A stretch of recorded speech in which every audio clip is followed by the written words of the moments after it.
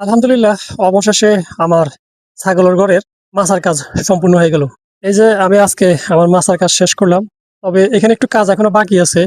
এই যে প্লাস্টিকের যে নেটগুলি দেখতেছেন, এগুলি বাদ দিয়ে আমি এখানে জিআই নেট দিব। আর এখানে কিছু কাঠ লাগানোর বাকি আছে, যে জন্য এই জায়গাটা এখনো ফাঁকা রাখছি।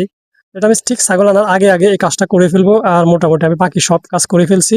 এই যে দেখেন, কি সুন্দর একটা আমি সিঁড়ি দিয়ে দিছি। ঠিক আছে, এখানে আমি চৌকি সিস্টেম করছি, চৌকি দিয়া তারপরে আমি সিঁড়ি সিস্টেম করছি।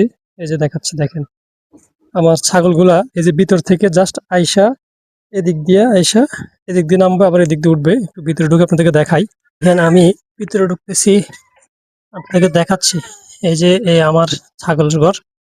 তো আমি এই ঘরটা বানাতে আমার কত টাকা খরচ হয়েছে, কি কি ব্যবহার করছি, আমার এই ঘরটা কত ফিট বাই কত ফিট, কতগুলি ছাগল আমি এখানে রাখতে পারবো, আহ, এবং আমি এখানে কি কাঠ ব্যবহার করছি, কি পরিমাণ কাঠ লাগছে, কাঠের দাম কত, মিস্ত্রি খরচ কত গেছে, নিচে ফ্লোর ফাঁকা করছি সেখানে কত গেছে, মানে এভরিথিং আমি আপনাদেরকে সব খরচ সহ পুরো একটা ডিটেলস ভিডিও শীঘ্রই আসবে।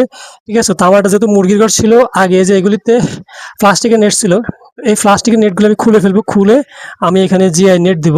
ঠিক আছে, তো আর মোটামুটি আলহামদুলিল্লাহ বাকি সব কাজে শেষ হয়ে গেছে।